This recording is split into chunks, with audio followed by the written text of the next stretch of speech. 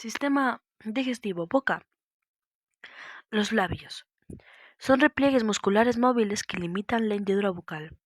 Músculo principal, orbicular de los labios, inervado por el nervio facial séptimo par, responsable del orbicular del aspecto del labio. Caras, externa, cutánea, piel, con glándulas sebáceas y sudoríparas, e interna, mucosa, sin queratina ni melanina. Estructuras clave. En la cara externa está el surco nasolabial, el surco mentolabial y el surco subnasal. En la cara interna está el frenillo labial superior e inferior unido a la encía. Vascularización muy alta. Vascularizado por las ramas de la arteria facial, en la parte superior por las ramas infraorbitaria y en la parte inferior por la arteria mentoniana. Entonces está vascularizado por las ramas de la arteria facial y de la vena facial. El nervio facial inerva los músculos faciales y el nervio trigémino la mucosa, la piel y los músculos de masticación. El borde libre de transición tiene papilas muy vascularizadas. Esto explica su color rosado y su sensibilidad porque permite que la sangre oxigenada se vea. No tiene una pigmentación de melanina. Carece de folículos y glándulas. Abundantes fibras nerviosas sensitivas.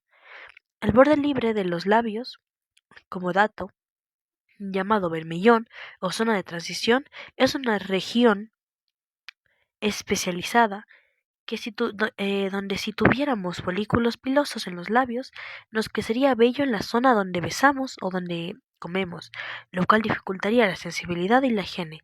Al no tener glándulas sebáceas ni sudoríparas, los labios no tienen esa capa de grasa protectora que tiene el resto de la piel. Por eso se resecan y se parten tan fácilmente cuando hay frío o deshidratación. Depende de la saliva para humedecerse. La melanina es el pigmento que le da color a nuestra piel y la protege del sol. En el borde de transición de los labios, la capa de queratina es muy delgada y hay poca concentración de melanina en comparación con el de la piel de la cara.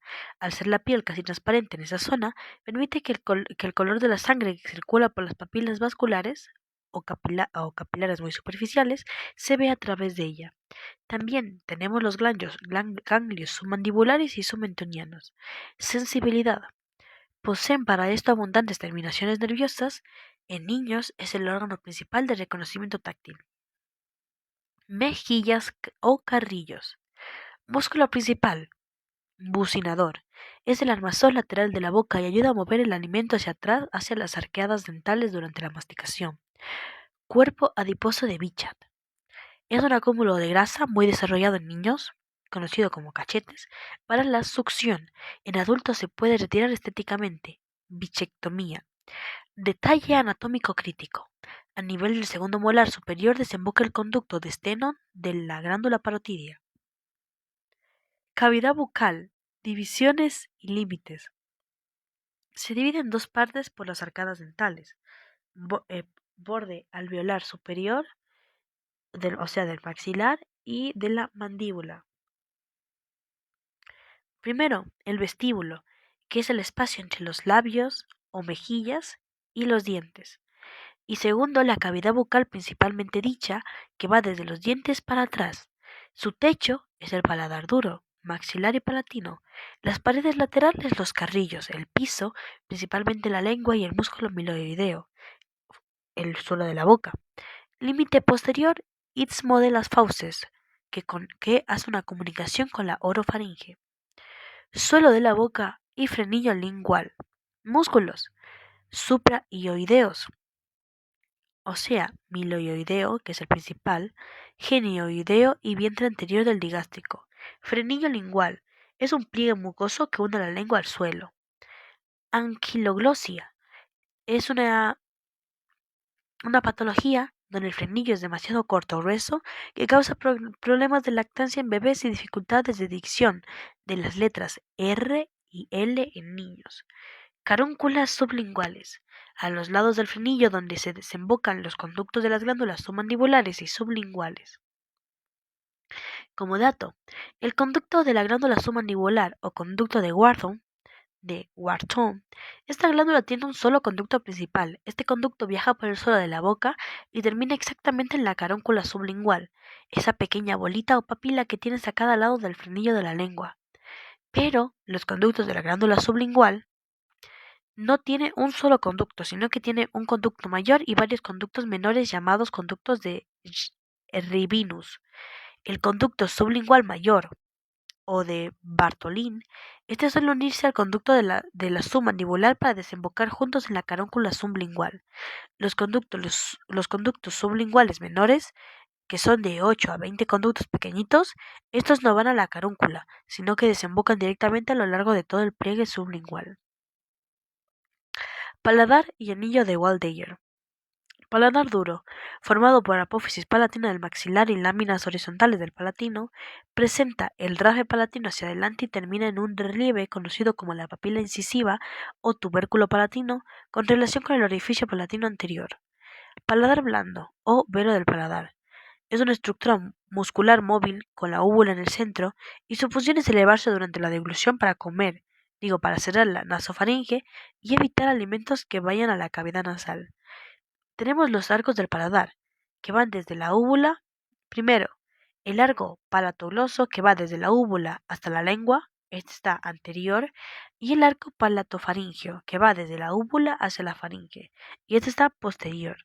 Tenemos las amígdalas palatinas, que están ubicadas en la fosa amigdalina, entre ambos arcos, las amígdalas linguales en la base de la lengua, el anillo de Waldeyer, que es un conjunto de tejido linfático protector, o sea, amígdalas faringeas, tubáricas, palatinas y linguales. Dientes y aparato masticador.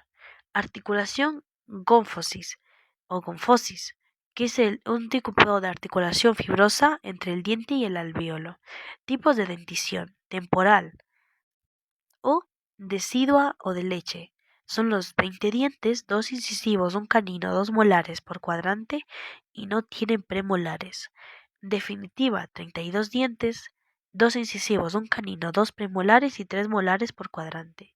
Estructura del diente.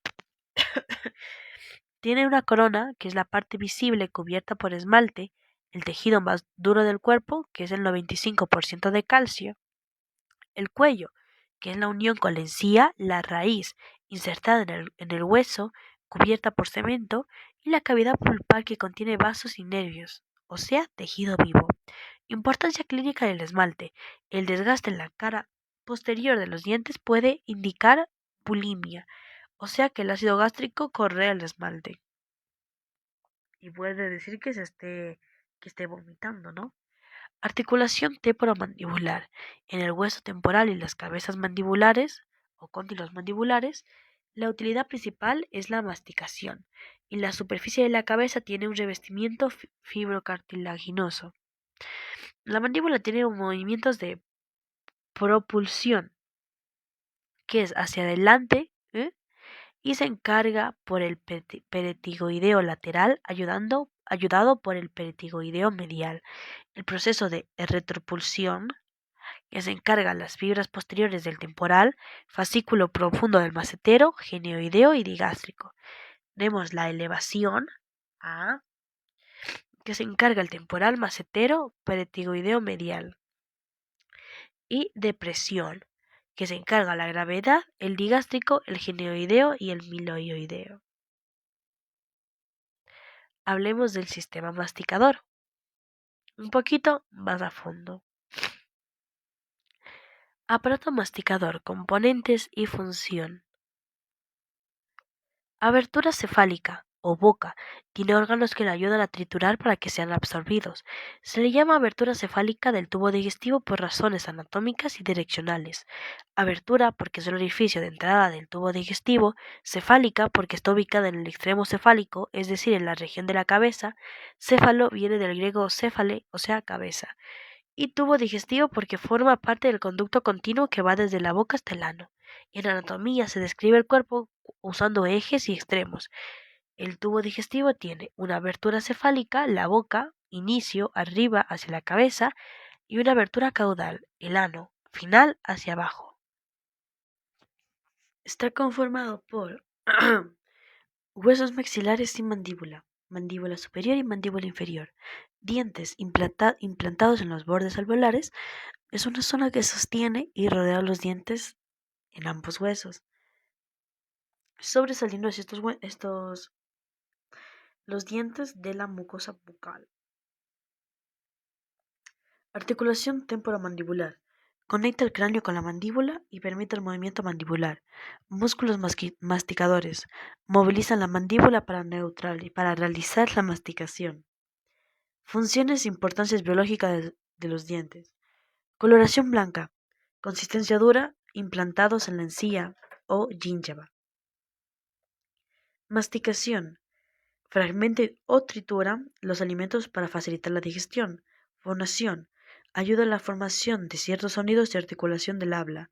Defensa y ataque. En muchos mamíferos actúan como herramientas para defensa ante depredadores de la lucha. Estética. En humanos posee un valor estético muy importante. Tipo de dentición y patologías dentales. Los vertebrados no mamíferos tienen la polifiodontia, que renovan sus dientes adaptándose al crecimiento mandibular. Mamíferos tienen la difiodontia, solo dos denticiones en su vida. Temporal o decidual, o de leche. Dientes que salen en la infancia y luego se reemplazan. Definición permanente que dura toda la vida. Monofiodontia. Son las caries, la patología más común. Anatomía interna y estructura del diente. Es la estructura más estable del cuerpo. Estructura externa del diente. Cada diente posee una cavidad central llamada cavidad pulpar, en la que se distingue una zona dilatada situada en la corona, o también llamado cámara pulpar, que se prolonga hacia las raíces por los canales pulpares, los cuales finalmente se abren en el extremo de la raíz o ápice, por uno o varios orificios apicales. La pulpa contiene células madre de tipo mesenquimático. Eventualmente regeneran la dentina. A ver, ¿cuál es la dentina? Ok, papi, yo caché. Entonces, el diente está formado por capas superpuestas de tejidos mineralizados. La cavidad pulpar está rodeada por la dentina o marfil, que es un tejido duro y elástico principal componente y amarillento. La dentina es un tejido conectivo, mineralizado, elástica, carece de vascularización, se nutre por los vasos de la pulpa central, gracias a los odontoblastos. Los odontoblastos tienen prolongaciones citoplasmáticas conocidas como fibras de Tornes, que se incrustan en pequeños canales llamados canales dentinarios dentro de la dentina. Prácticamente el odontoblasto está en la pulpa, pero la dentina tiene canales, los cuales los odontoblastos tienen fibras largas metidas en estos canales para alimentar la dentina. Existe lo que se le llama la predentina, que es una matriz orgánica, que es la primera etapa desmineralizada de la dentina. Tipos de dentina. Primaria.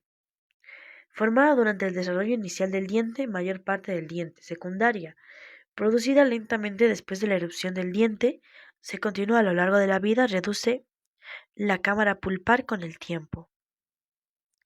Terciaria. Se forma en respuesta a lesiones o estímulos patológicos, rápida y localizada. En la corona la dentina está cubierta por el esmalte, tejido transparente y el más mineralizado del organismo, siendo sensible a corrosión por ácidos y carece de inervación. El esmalte dentario es el tejido más mineralizado y duro del organismo. Carece de inervación y es muy sensible a la corrosión por ácidos.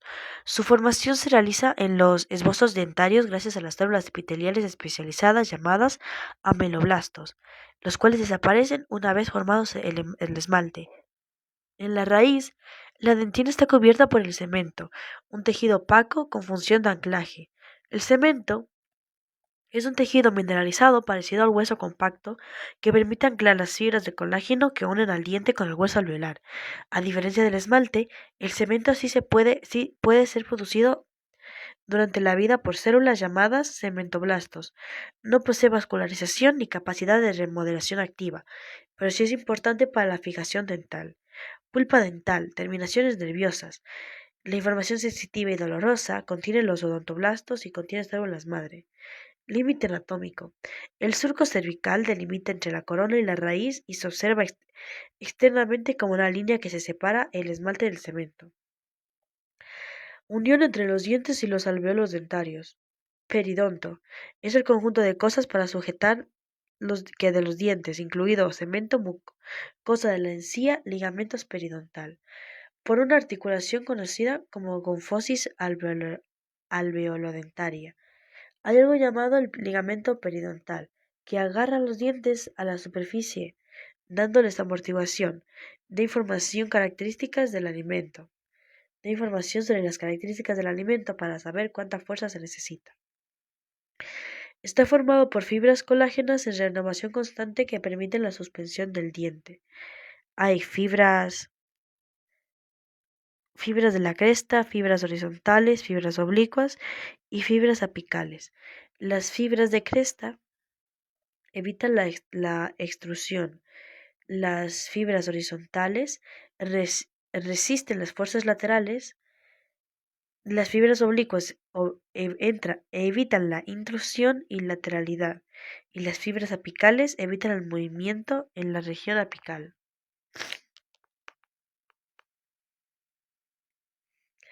Y las gingivales que mantienen la encía en su lugar. Cuando una carie llega a la zona apical del diente, restos del esbozo del diente contribuirán a la formación de quistes periapicales. Arcos dentales. Los dientes se organizan en forma de arco. Hay dos arcos, superior e inferior. La superficie de contacto entre los dientes opuestos que hacen cierre se llama superficie oclusal. Cada arcada presenta una superficie anterior convexa que mira los labios o cara labial y una cara posterior cóncava que mira hacia la cavidad bucal, donde se ubica la lengua, cara lingual. Y cada diente tiene una cara que roza con el otro diente. Es la superficie proximal, donde se crea un espacio interdental donde la encía crece un poco para formar una papila gingival. La más alejada de la línea del medio de la boca es distal y la más cerca es medial. Clasificación y organización de los dientes. Bueno, esto ya dijimos anteriormente. Hipodontia es la ausencia de algún diente, como ejemplo los terceros molares, y la hiperdontia es dientes de más. Desarrollo y erupción de los dientes. Secuencia de erupción de dentición deciduales de leche. 20. Comienza la aparición e erupción del incisivo central mandibular entre los 6 a 8 meses de edad. Sigue con el incisivo central maxilar.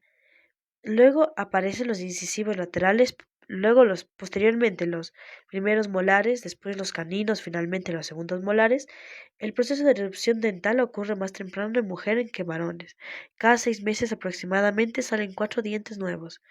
Los dientes de la arcada mandibular se originan antes que los de la arcada maxilar. Transición de dientes permanentes.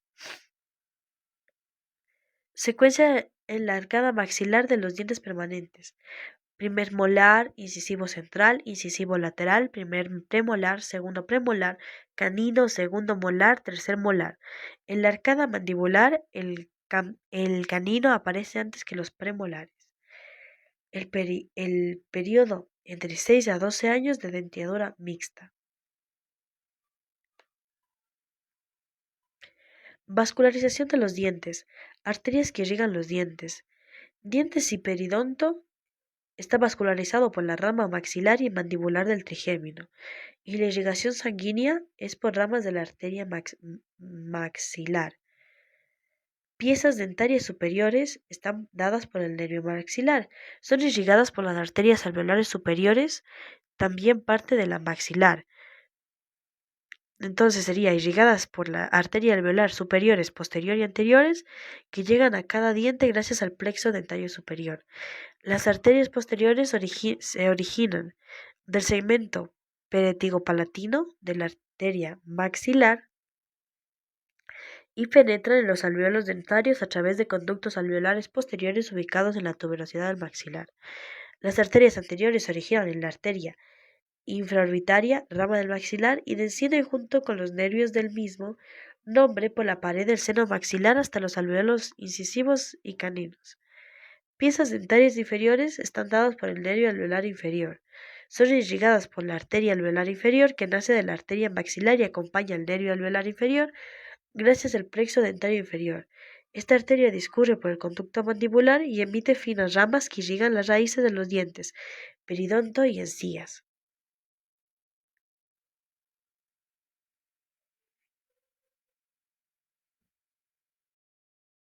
Entonces tenemos la lengua, es un órgano muscular para la masticación, deglución, gusto y fonación. Tiene formaciones linfoides para defensa. Anatomía. Tiene un ápice, que es la punta, el cuerpo y raíz, que son la base, separados por el surco terminal en V. Tiene el agujero ciego. En el vértice de la V lingual, sitio de origen embriológico de la glándula tiroides, para glándula tiroides, ok, que baja por el conducto tirogloso. El dorso de la lengua tiene una porción presurcal. A ver, este es el agujero ciego. Ahí está. Y este es el V, el surco terminal. Aquí estaría el ápice y luego el cuerpo y raíz. Cuerpo y raíz. Ok, bros. So, el dorso de la lengua tiene porción presurcal o anterior, que es la porción bucal de la lengua, la que observamos. Esta es rugosa por las papilas, una coloración rosácea, surco medio que divide en izquierda y derecha, y tiene una porción postsurcal dirigida hacia atrás, que mira hacia la orofaringe, porción faringea, se extiende hacia la epiglotis. La mucosa al pasar por la epiglotis forman pliegues llamados pliegues glosoepiglóticos. Entre ellos quedan valléculas epiglóticas. Tiene una coloración blanquecina, rugosa, irregular y relieves por folículos linfoides.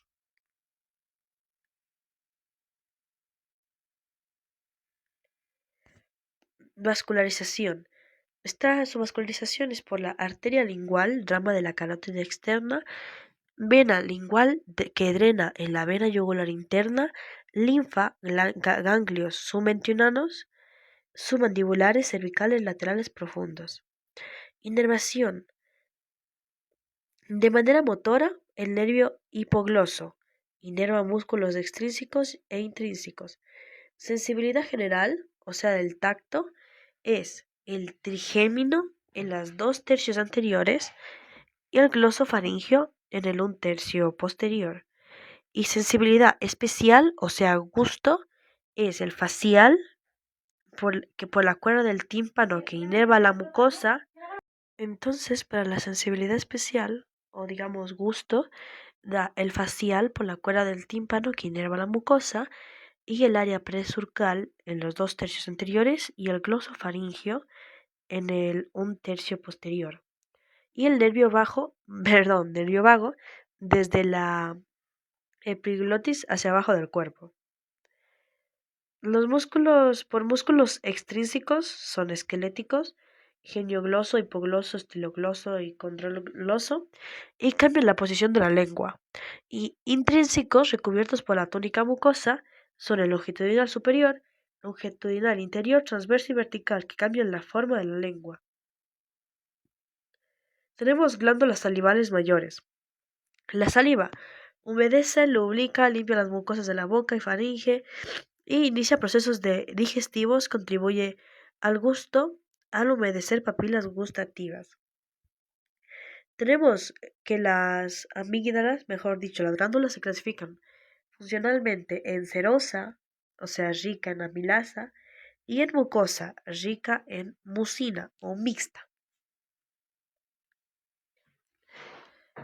Entonces, tenemos a las glándulas mayores, que es la parótida, submandibular, sublingual, y menores, por ejemplo, digamos, labiales, bucales, molares, palatinas, linguales. Esta es la clasificación morfológica. Primero hablemos de la parótida. Es la más grande, es serosa, o sea, amilasa, y es lobulillada. Se encarga de una secreción acuosa, está detrás y lateral a la rama ascendente de la mandíbula, tiene una fascia parotidia, celda conjuntiva que dificulta la cirugía, atravesada por el nervio facial. Por lo tanto, al operarla hay riesgo quirúrgico de parálisis. Su conducto esternón abre frente al segundo molar superior. Dividen la glándula en una porción superficial y otra profunda. El nervio auriculotemporal atraviesa la parte superior de la glándula y el conducto emerge a nivel de su prolongación anterior y atraviesa el bucinador.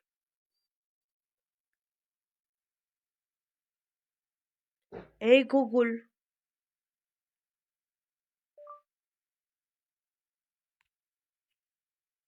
tanto el nervio facial como el nervio auriculotemporal atraviesan la glándula parotidia. Exacto. Ambos nervios atraviesan la glándula parótida, pero con funciones y relaciones anatómicas muy distintas. Nervio facial, NC7. Cruza la glándula. Vale, el nervio facial cruza la glándula de profundo a superficial para dividirse en sus 5 ramas terminales. Es el encargado de la inervación motora de los músculos de la expresión facial, aunque no inerva la glándula. Y el nervio auriculotemporal, rama del nervio mandibular, pasa por la parte superior de la parótida y transporta las fibras parasimpáticas postganglionares del ganglio óptico responsables de la secreción de saliva. ¿Y cuál de estos dos nervios es el que divide la glándula superior e inferior? Realmente, ninguno.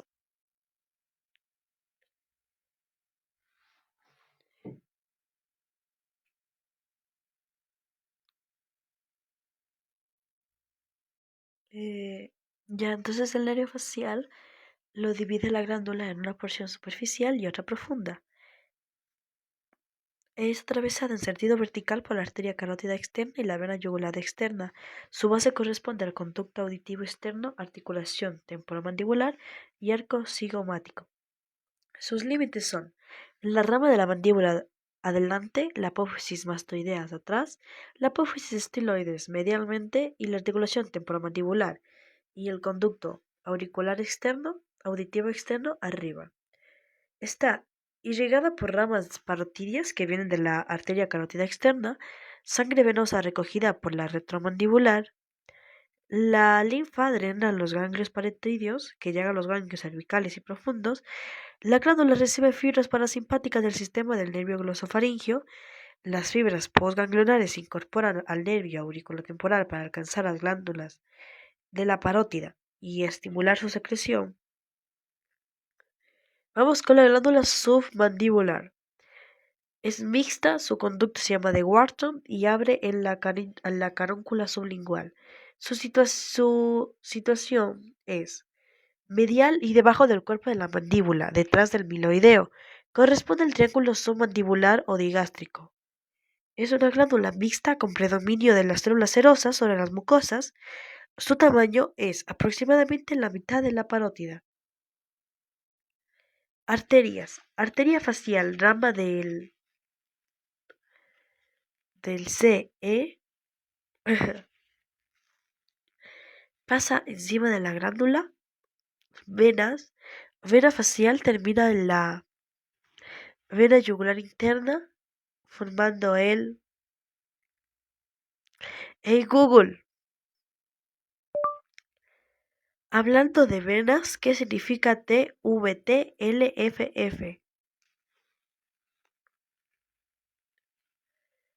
En el contexto de la anatomía venosa, TBT se refiere al tronco brachiocefálico, también llamado vena brachiocefálica.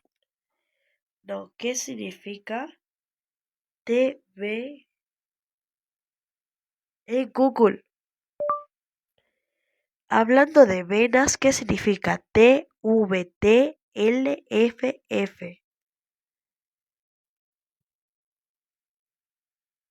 En el contexto de la flebología y la medicina vascular, estas siglas se refieren a condiciones críticas relacionadas con la formación de Bueno, que no dice. Pero bueno, es superficial a la glándula. Linfáticos van a los ganglios yugulogástricos, y los nervios tienen el nervio lingual, rama del trigémino del nervio mandibular y gran ganglio submandibular. Entonces, glándula sublingual, principalmente mucosa, es la más pequeña, situada en el suelo de la boca, la más anterior, entre 15 y 30 conductos excretores. El conducto principal se llama de Rini- Rinib- Rininus o Bartoli, y los menores de Walter. A ver, en Google, ¿cómo se llama el conducto principal y los menores de la glándula sublingual? El conducto excretor principal de la glándula sublingual se llama conducto de Bartolín. A ver, hay un error y hay que corregir. El conducto principal se llama el conducto de Bartolín y los conductos numerosos y cortos son conductos de Rivinus. ¿Ok? Ahí está mal. Entonces, situación. Situada en el piso de la boca, entre la lengua y la mandíbula, región sublingual estrecha y alargada, es mixta con secreción mucosa viscosa. Arterias, arteria lingual, rama de la SC,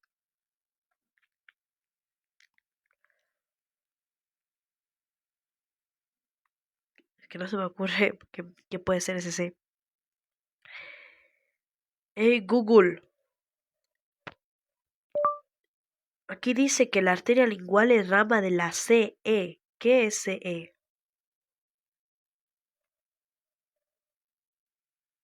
Es correcto. La arteria lingual se origina en la cara anterior de la carótida externa. Ay, entonces la arteria lingual es rama de la arteria carótida externa. La arteria submentioniana que es rama de la facial. Las venas, vena profunda de la lengua que va a la vena lingual. Y los nervios, nervio lingual, la rama del trigémino del nervio mandibular. Y el ganglio submandibular. Faringe y esófago. Faringe, el cruce de caminos, es un espacio donde coexiste la vía aérea y digestiva. Se extiende desde la base del cráneo, por debajo de la apófisis basilar del occipital, hasta la C6 por la parte posterior del cartílago cricoides. Se encarga de la deglución y fonación. Función clave. Las moléculas epiglóticas ayudan a dirigir el alimento hacia los lados para que no entre a la vía aérea. Está el receso piriforme, la amígdala palatina, la amígdala lingual y las bachéculas. La faringe constituye un punto de encrucijada entre la vía aérea y la digestiva. Comunica una parte de la cavidad bucal con, con el esófago y por otra las fosas nasales con la laringe. Tenemos tres, ¿no? Divisiones y estructuras clave de la faringe. La faringe es un órgano impar, simétrico y de unos 3 a 14 centímetros, que se extiende desde la base del cráneo hasta el nivel de las C6 cartílago cricoides. Tenemos la nasofaringe o rinofaringe, ubicada detrás de las cavidades nasales coanas. Tenemos ahí la trompa de Eustaquio, auditiva, el detalle más importante que comunica el oído medio con la nasofaringe para igualar presiones. En la clínica, las infecciones respiratorias pueden subir al oído por esta vía, otitis. Rodete tubárico es la elevación de la mucosa que rodea el orificio de la trompa. Y amígdala faringea, adenoides, ubicada en el techo fornix de la nasofaringe.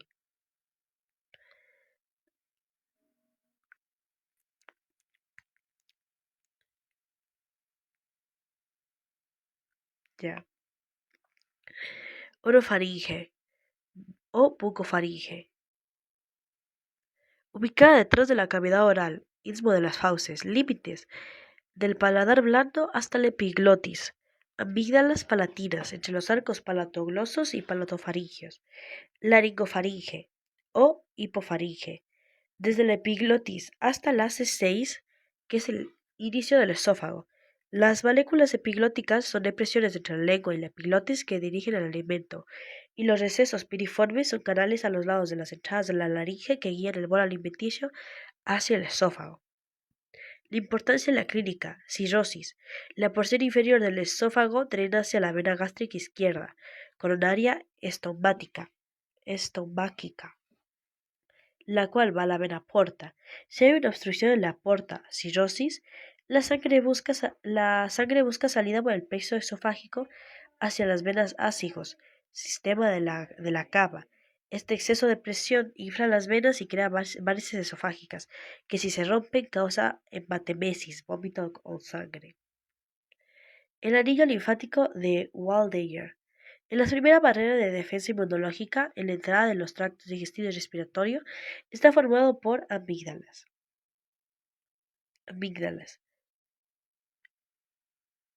Que aquí se me movió. Ya. Ay. Las amígdalas es un cúmulo de tejido linfoide con folículos linfáticos.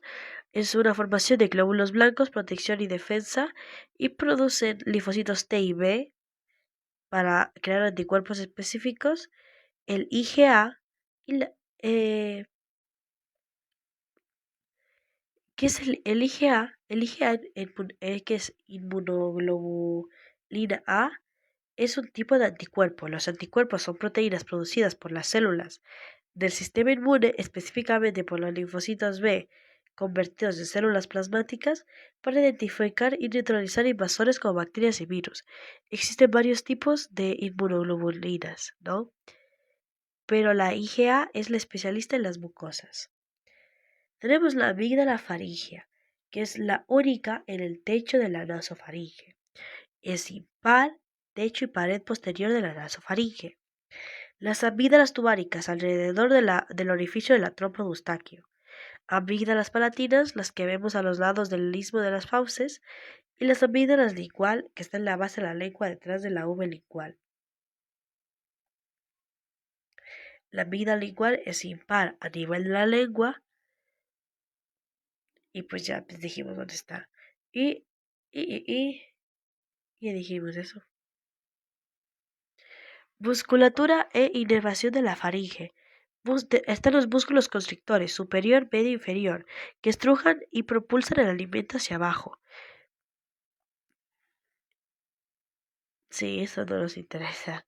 Están inervados por el nervio vago. Tenemos los músculos elevadores, que es el salpingofaringio, palatofaringio y estilofaringio. Inervación. A partir de la faringe hacia abajo, el nervio protagonista es el vago. ¿Qué más? Irrigación. Por la faringe ascendente, tiroidea inferior y ramas esofágicas. Inervación. Las tres divisiones son inervadas por el plexo faríngeo, que está formada por ramas del nervio glosofaríngeo y nervio vago. Y drenaje venoso. Las venas faríngeas, ramas de la tiroides inferior, venas esofágicas. El esófago. Anatomía y estructura. El tubo muscular de unos 25 centímetros es una luz virtual, o sea, está colapsado o cerrado. Solo se abre cuando pasa alimento. Tiene su propio peristaltismo. Límite superior es el borde inferior del cricoides y el inferior de la 10 a la 11ª vértebra dorsal. Tiene una curvatura superior cóncava a la derecha y una curvatura inferior cóncava a la izquierda.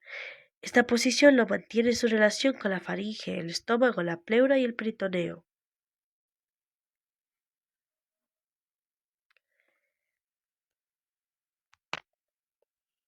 Curvatura superior cóncava a la derecha. Capas histológicas de adentro hacia afuera. Mucosa. Epitelio plano estratificado no queratinizado para la protección. Luego está la submucosa, que contiene glándulas, vasos y el plexo de Meissner, controla las secreciones. Luego está la muscular, que es una capa circular interna y longitudinal externa que contiene el plexo de Auerbach o mientérico, controla los movimientos y el peristaltismo. Y la adventicia. A diferencia del resto del tubo digestivo, el esófago no tiene serosa, excepto un pequeño tramo abdominal que tiene adventicia que lo une a estructuras vecinas. Porciones del esófago. Tiene una porción cervical de C6 a T12, desviado levemente a la izquierda, una torácica de T2 a T10, la más larga, pasa por el mediastino posterior, diafragmática, que está en T10, atraviesa el hiato esofágico del diafragma, abdominal de T10 a T12, que termina en el cardias del estómago. Relaciones. La porción cervical por delante se relaciona con la tráquea y el músculo esternotiroideo, el cuerpo tiroides y la arteria tiroidea inferior. La aorta está ahí. Por atrás, con la columna cervical, a los lados, con el cuerpo de la tiroides, la arteria tiroidea inferior y el nervio recurrente, el esófago está desviado a la izquierda por su relación con la tráquea.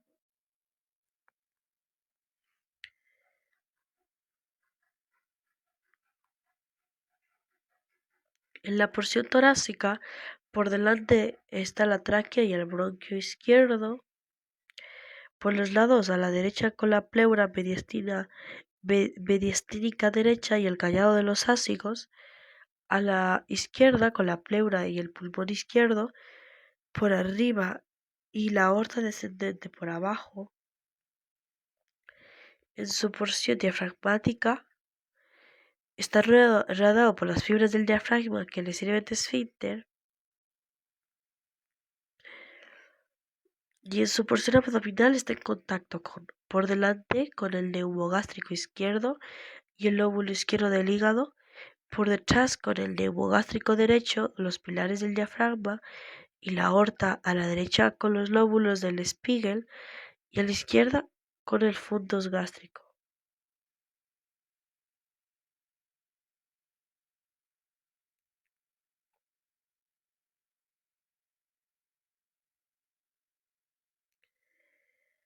Estrechamientos y esfínteres clave para el examen.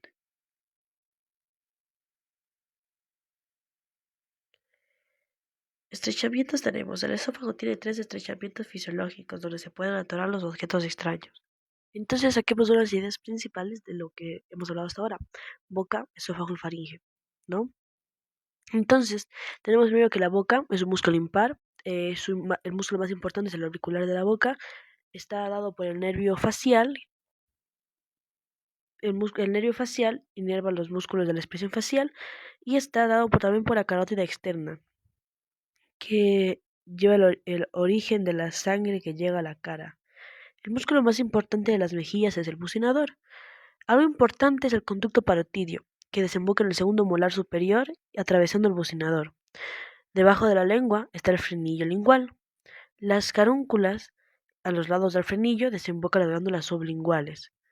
Tenemos dos arcos, palatogloso y palatofaringe, y entre ambos las amígdalas palatinas, esta amígdala forma parte del anillo linfático de Waldeyer. El nervio trigémino da sensibilidad. La arteria maxilar, rama de la carótida externa. Los niños no tienen premolares, solo 2 molares. La glándula tiroides se origina en el agujero ciego de la lengua, luego desciende por el conducto tirogloso. La lengua tiene una parte dorsal y una parte ventral. Tiene músculos extrínsecos que dan la posición de la lengua e intrínsecos que dan la forma. La arteria lingual está dado por la arteria lingual, rama de la maxilar externa, y la inervación de la lengua es el nervio hipogloso se encarga de lo motor y en los 2 tercios anteriores se encarga el trigémino, la rama lingual y la rama auriculotemporal y facial a través de la cuerda del tímpano se une, o sea, el nervio facial se une al lingual para el gusto. Y en un tercio posterior actúa el glosofaringio para el gusto, tacto, sensibilidad, y de ahí para abajo se encarga el vago. Yo creo que eso está explicado mucho mejor en la primera parte que vimos de esto, así que no le tomaré mucho eso en cuenta. El nervio facial pasa por la parótida, pero no la inerva. Eso lo hace el glosofaringio, que da la saliva, y el aurículo temporal, que le da la sensibilidad, o sea, el dolor. La submandibular es una glándula mixta, serosa, o sea que tiene líquido de enzimas, y mucosa, o sea que espesa y moco. Su conducto es el conducto de Wharton y desemboca en la caróncula sublingual. Entonces, faringe. Faringe termina en C6, en el cartílago cricoides, gira alrededor de la trompa de Eustaquio, o sea, la nosofaringe. La amígdala faríngea es parte del anillo del Waldeyer. La orofaringe tiene la úvula, el istmo de las fauces y las amígdalas. Los músculos de la faringe son los músculos constrictores y elevadores, que los músculos constrictores son tres, y debajo de la lengua actúa el vago. Luego esófago. Técnicamente inicia en la sexta costilla, pero bueno, aquí dice séptima costilla, borde inferior de la cricoides, termina en T12, en el cardias. Para arriba, más a la izquierda, tiene en la parte superior está más girado hacia la izquierda, en la parte inferior hacia la derecha. Tiene la capa serosa, no se llama serosa, se llama adventicia. El bronquio derecho está más al costado y por eso le caen más objetos. Estrechamientos fisiológicos. Primero en el cricoides, que es el más estrecho, el bronquio izquierdo y aórtico, y el esfínter esofágico inferior, que protege del reflujo. Irrigación está irrigado por la tiroidea inferior, rama de la subclavia. Todo detrás del tórax está irrigado por la rama directa de la aorta. Y esta aorta también irriga la porción media del esófago y la parte distal está irrigado con las arterias gástricas izquierdas y frénicas. El drenaje venoso superior se da en la ácigo y la parte inferior del esófago drena en el sistema porta. Y la inervación se da de la faringe hacia abajo, se encarga el vago. Entonces, hablemos de la patología divertículos del esófago. Es porque cuando hay una invaginación en la pared intestinal por debilidad muscular y tiene una forma de bolsa ciega, o sea que no tiene salida y que comunica con la luz principal, como se puede ver en la imagen, ¿no? Tenemos tres tipos. Tipo uno se presenta por el desplazamiento superior de la unión esófago-gástrica hacia el mediastino posterior. Tipo 2, caracterizado por el desplazamiento superior del fondo gástrico anterior y lateral al esófago con una unión esófago-gástrica localizada en una posición intraabdominal normal. Y tipo 3, cuando hay desplazamiento superior tanto de la unión esófago, ¿cómo se dice? Unión esofagogástrica como en el fondo del gástrico.